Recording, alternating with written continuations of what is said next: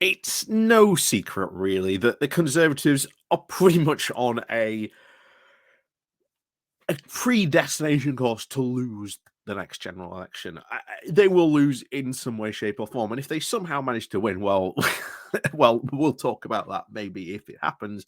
But to be honest, that chance is relatively slim. To be honest, but what we're talking about today is that there is a big movement to try and at least sort out what the Conservative Party should do, because there is at least a consensus within the party. They have run out of steam. They have run out of ideas. They do not know on what on earth they are going to campaign for at the next general election.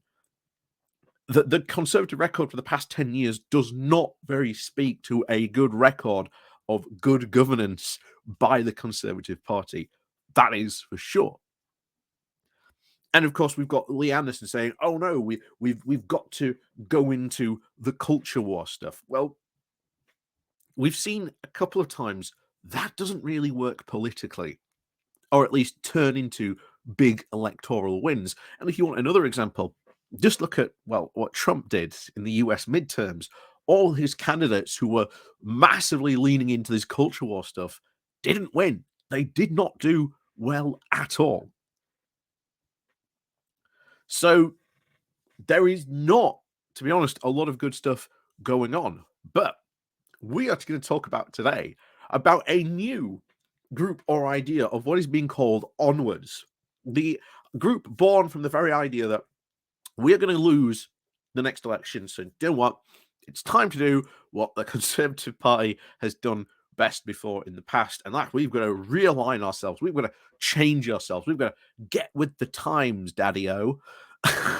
And yes, that was incredibly cringe, but trust me, we're about to hear some incredibly cringe things in this in this particular sort of blog that we're going to go through today from Conservative Home, because this is a group convinced they can change the direction and at least provide some new ideas and a new direction of travel for the Conservative Party.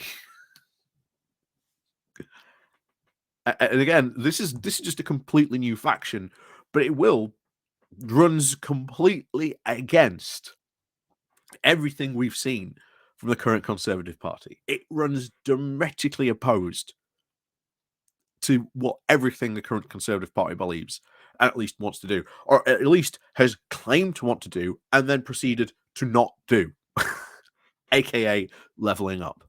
So, before we go diving into this piece, please do remember to click on the like, share, and subscribe button. And of course, down below there are links to my Patreon page and a one-off link called Buy Me Coffee, where you can buy me coffee.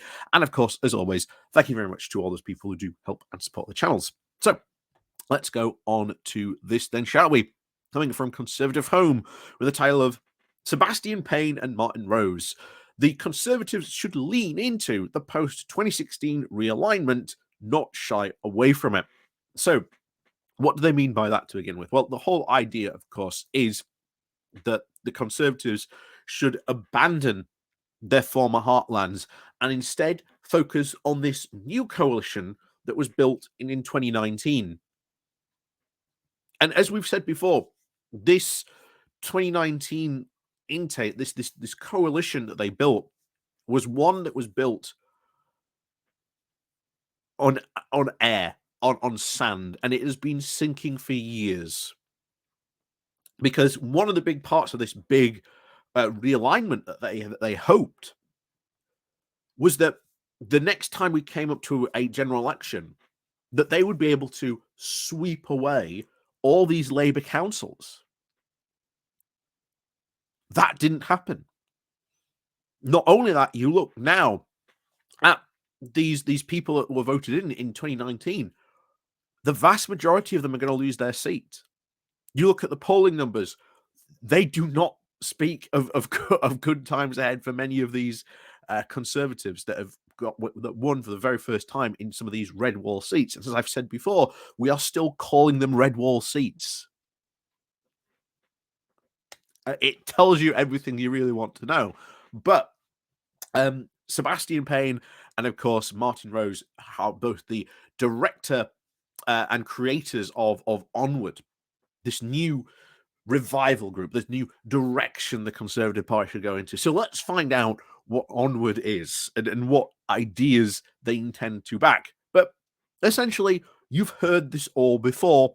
Nothing you are going to hear is particularly new.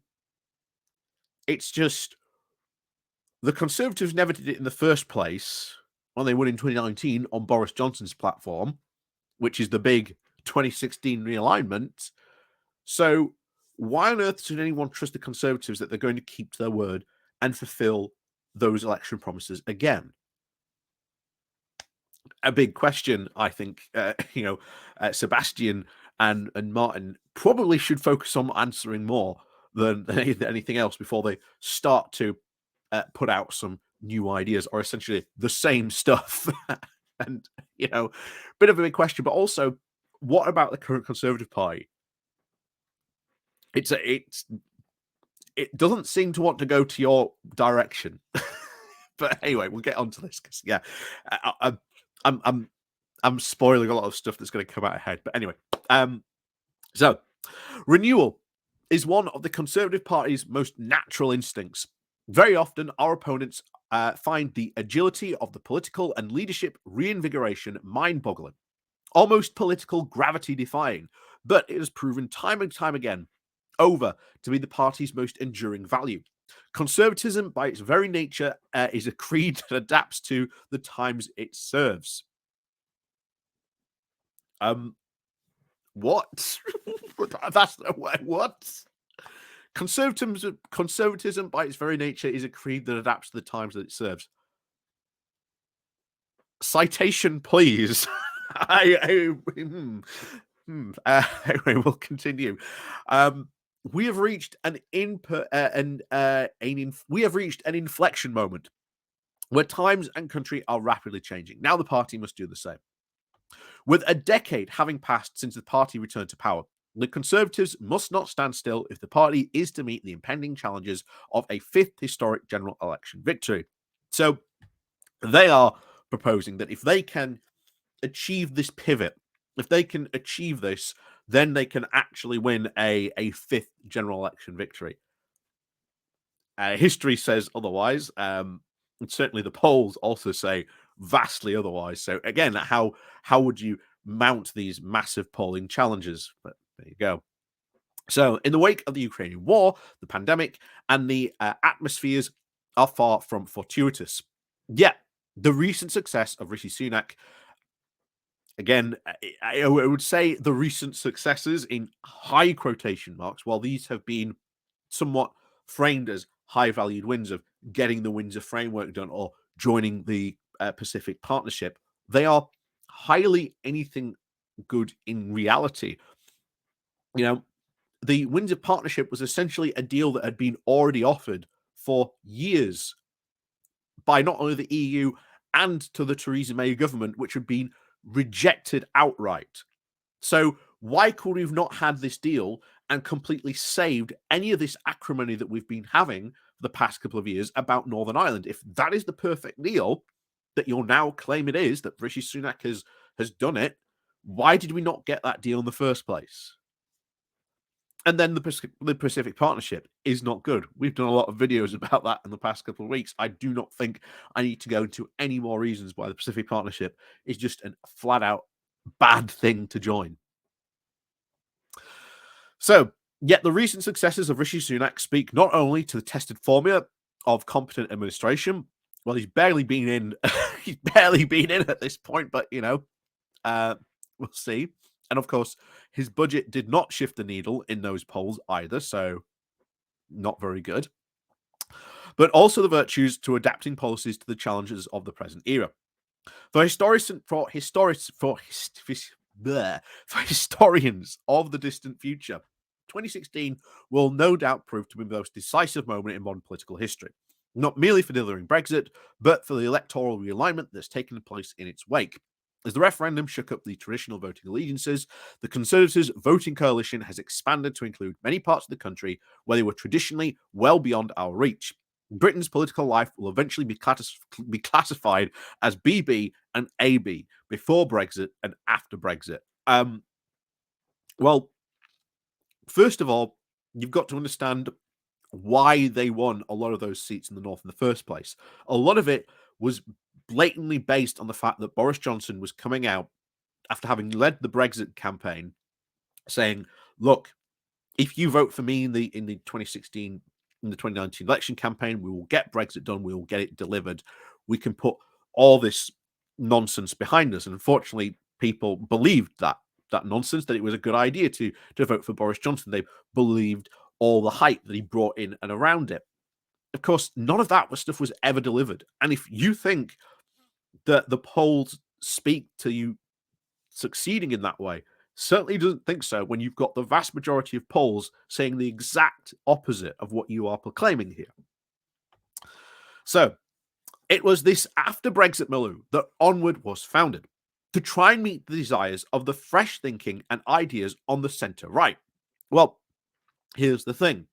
The Conservative Party has absolutely balked at the idea of being a centre-right party. This was what Cameron wanted to try and achieve. He saw that after, the push from the party to go into a more right-wing direction, he said that's not the way we need to win. We need to adopt a more right-centrist position. And he dragged the party pretty much kicking and screaming into that position. And what happened? The big absolute buckaroo moment was and was always the right in his party wanting to try and deal with the European Union. Hence the European sort of referendum.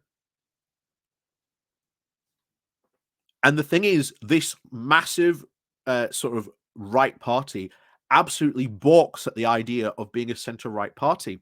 Just what we talked about the other week, where you got Lord Carruthers, who said that any conservative who considers them centre-right is not a true conservative. They just don't go on to explain that. I think that might be right important. And bear in mind, this was another blog that was on the exact same website. It just goes to show you how fractured, and we've been saying this for a while, how fractured the Conservative Party really is. So we sit equally distanced between academia and journalism, more thorough than the latter, more accessible than the former. And we seek to try and bring a modernizing lens to the policy dilemmas. We're trying to regaining the true best core of the centre-right principles. An active but agile state supported by low taxes, a dynamic market economy that prioritizes social fabric, cohesion, and the role of communities and the family. As soon as you say low taxes and a dynamic market economy, an agile state, you are immediately not making center-right arguments. This is, to me, the exact same cover for what is trying to be, I think, offered here, where we're not really right-wing, we're center-right. And this is what is trying to now be, I think, being shown. I think this is the whole point of Onward, to try and at least con people who are in sort of the center-right position, or pull over centrists who would maybe vote for that type of stuff, to try and convince them that actually all that stuff isn't libertarian right-wing nonsense. It's actually very centrist. Again, just that alone, the idea of low taxes, but how then do you intend to fund and prioritize all the social fabric and cohesion and the role of communities? The Conservative government has slashed all those budgets to the bone, and yet we are now seeing the massive problems that creates every day. So, be it the analysis of the Wokington man, which underpinned the 2019 election victory, the opportunities of net zero will provide in the red wall. Well, you've got a massive section of your party which is fundamentally against anything net zero. So good luck trying to convince them and getting them to sign on to that. The importance of politics of belonging. I bizarrely agree with this. This is something that even people on the left don't really seem to understand. That one of the things that was laughed at was certainly from sort of being put forward by Keir Starmer, is when it comes to sort of antisocial behavior, making these committees, these local committees that can help bring a bit of sort of justice to what happens to these people who commit antisocial behavior orders. This is sort of laughed at, but when you actually talk to people about it and explain this sort of more, especially in local communities where antisocial behavior is a big problem, a lot of people are massively for it. Massively so. So this is something that we on the left have really got to sort of look at. But of course, I know they talk about, like I say, if you click on the link, they talk about a wider sort of politics of belonging. But there's differences there. So we'll say that maybe if they were pushing that, I would sort of agree with them. But I know they're talking about a big wider point because again, I've read this, I followed the links. I know they're talking about a wider sense of stuff. But yeah, maybe another time.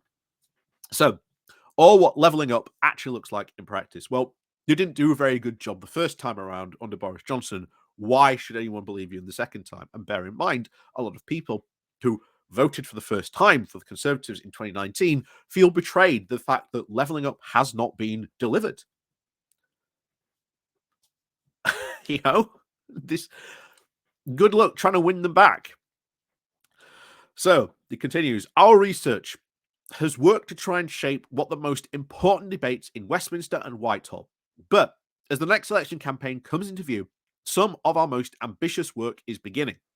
Onward will celebrate its 5th birthday in May, and we are delighted to be hosting the Future of Conservative Commission, which will be fun when I'm sure that comes out, led by Gavin Rice and Nick Timothy.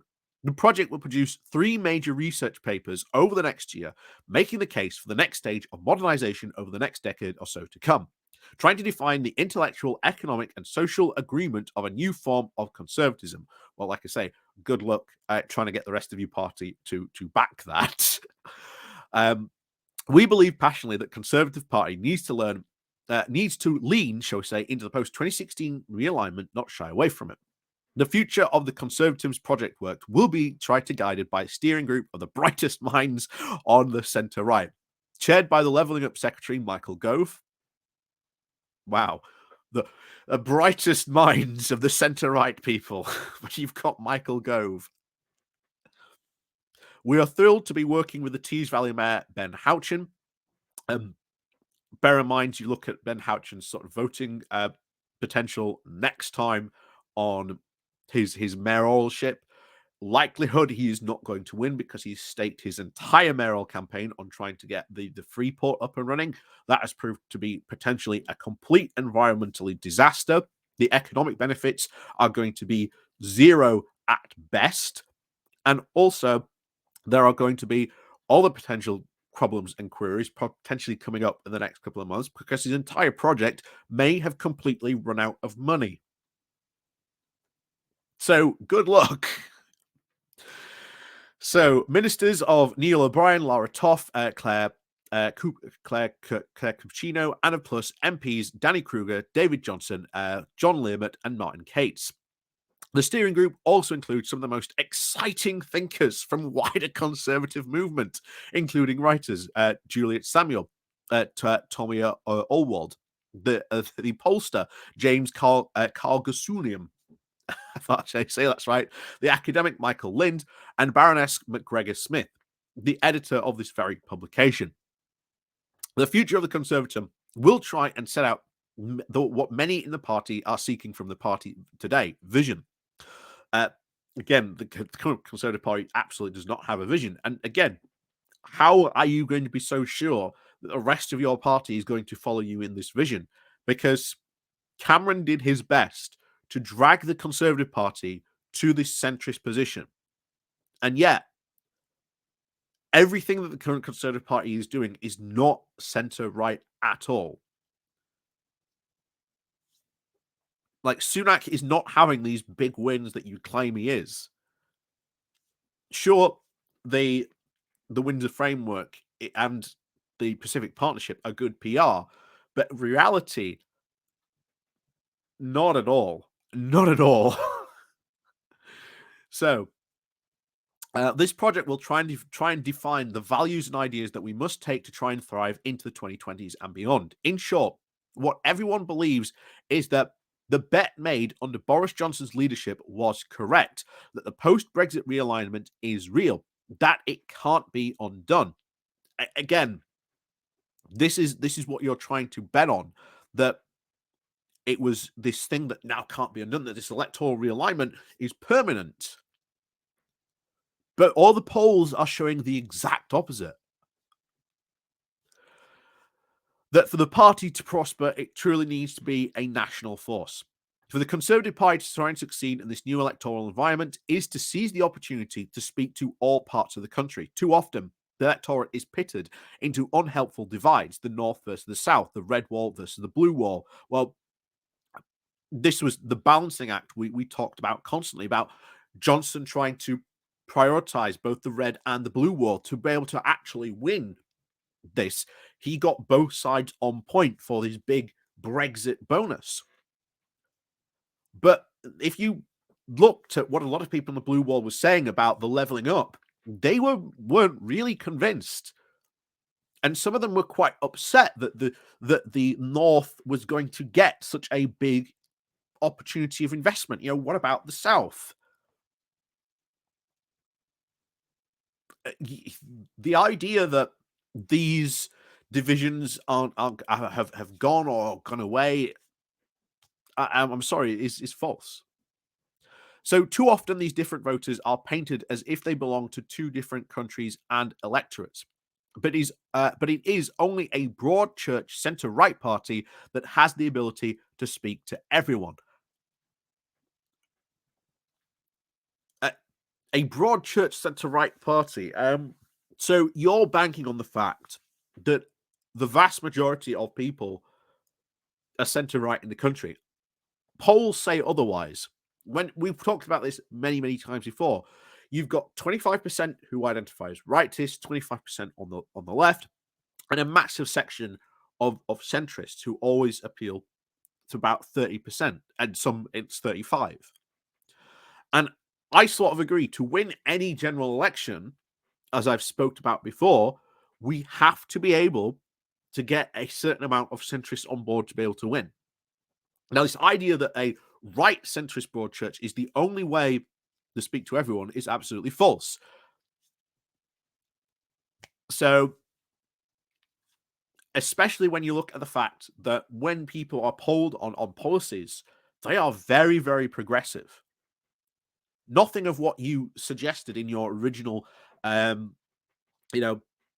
sort of pictures were going to be low tax, dynamic business. That doesn't speak to the progressive wants of what most of the UK really wants. We are a very progressive. Unfortunately, not many people vote progressive, which is unfortunate. But if you did actually have a party that really went into and leaned into sort of the progressive vote, there is a massive opportunity there, a really massive opportunity. But that's a topic for another time, as always. So, the conservatism that we aim to try and define is about providing leadership based on politics in the pursuit of a common good. We must stand for everyone. Again, good luck trying to get the rest of your party on board with this. The young, the old, the urban, the rural, those who think of themselves as conservatives and those who don't.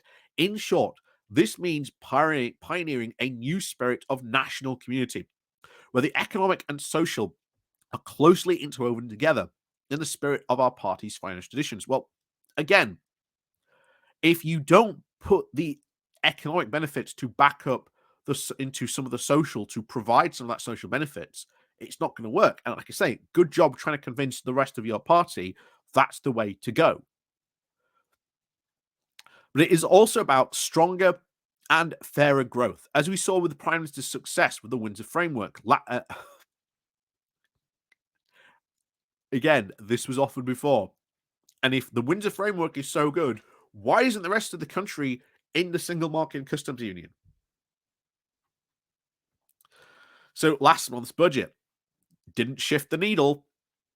Didn't shift the needle at all. We covered, was it the Sky News thing a couple of weeks ago on our last Wednesday live stream about You know, conservative voters being very much dismayed at the budget that was put forward. The recent strategies to deal with antisocial behaviour and the small boats issue. Again, the small boats issue doesn't seem to be going that well. If anything, it seems to be turning off a lot of voters, that issue. The pragmatic conservatism is back. Well, if you are a pragmatic conservative, you wouldn't have joined the Pacific Partnership. You would have joined the EU. And you would actually see that being members of the European Union is far better for the UK, not only in the short term, medium term, but long term, than being out of it. And this is why, again, they talk about all these economic benefits. Well, there are massive economic benefits to be had being in the single market customs union, being members of the EU. Why is this not part of your party's vision? But of course, as we've said before, good luck trying to get the rest of your party to follow this direction, because this is what David Cameron was trying to offer, but the massive sort of right lump of your party rejected it, and have very much since then been on this right-wing trajectory. So good luck trying to get them to follow it. So, but the future of Conservatives' work will go. How were we? Was a framework, primary back. We will try and provide the vision that can take it into the next election. Again, good luck on that. But the future of Conservatives' work will go beyond the next 18 months and research papers. We will be hosting a series of public debates in conjecture with our friends of Unheard, trying to bring the voices from across the party and the wider Conservative community to debate everything from industrial policy to achieving energy security and the importance of national security and the role of civil society, national belonging and place. We hope you will join us in the events virtually or in person and have a voice wherein the party is heading. Again, good luck. When you're trying to build such a broad section, you are always going to get sides that disagree with each other. If you are trying to build such a broad church party, then you will always upset someone. And unless you are going to sort of perform massive fudgings, which again, you really can't, because in politics, and essentially when you look at policies, sometimes if you do a big fudge in a policy, it turns out not to be good, or it completely undermines the original objectives of a policy. So once again, good luck with that. Good luck. So this is far from what we are doing. Onward's ambitious research program will continue alongside the future Conservative clinicians in areas such as trying to level up. Well, again, good luck trying to convince people to vote for that again. Where we build on our strengths, and we are looking at what it should go next to science and tech, which are trying to expand our remit into new frontiers. The new energy security with debate on delivering net zero must ensure affordability and a secure supply. Again, good luck trying to get the rest of your party to follow that. Onwards was at the core of the party's latest reinvention after Brexit, and we hope to be so again. The Conservatives are our best when we acknowledge and the need and to renew and renew again. This is not an admission of failure. It is absolutely an admission of failure.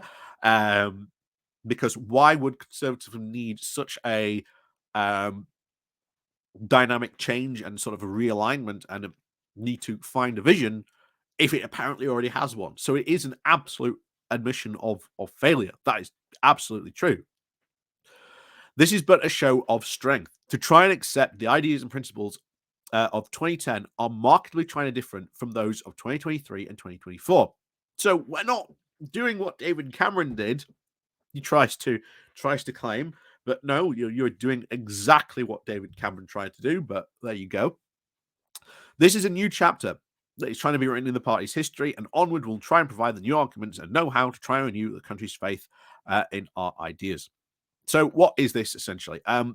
This seems to me that essentially what this group is trying to do is we're going to try and pull the party into being a centrist right party again, but we're going to fudge it so that part of it is like centrist right, but the other part of it, because hey, you're going low tax, dynamic economy, whatever that means, that's just a buzzword, to be honest.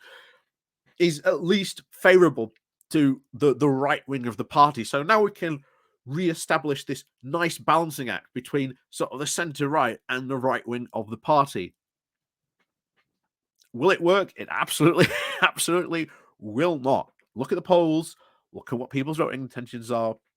Look at the fact that I've said most people in the UK are very, very progressive when it comes to sort of voting on numerous things. The Conservatives are not offering anything like that. And I would say Labour, unfortunately, isn't either, but that's a sort of discussion for another time. And I've said a lot of things that they do need to offer, they need to be sort of big, brave, and sort of bold at the next general election. I've talked about the need for a ton of things. I think it's very disappointing there's nothing in and around housing so far that we've not heard from Labour. But we'll see what happens when we get a manifesto. That's what I'm sort of really sort of looking for and looking to sort of banking on. I'm really hoping that we can be that. And I think, Starmer's a lot more progressive than I think people give him credit for. But we'll see.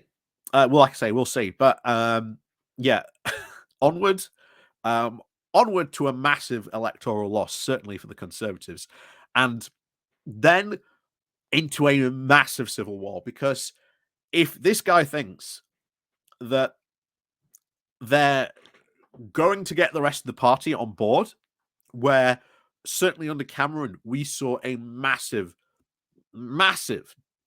pushback against being dragged kicking and screaming in this direction. Well, what happens again? There will be a massive Conservative civil war after the next general election loss. That is a guarantee. And it will mess the party up for more than a decade. Probably more. Hopefully more. Because as we said before, people do not vote for divided parties. And if you were to say which is the most divided party currently in the UK, it's the Conservatives. Massively, it is the Conservatives. So, as always, thank you very much for watching. And of course, as always, please remember to click the like, share, and subscribe button. And of course, it's been a bit of a long video today as well. But of course, as always, guys, thank you very much for watching. And of course, again, links down below to help support the channel. And of course, as always, we'll see you all next time.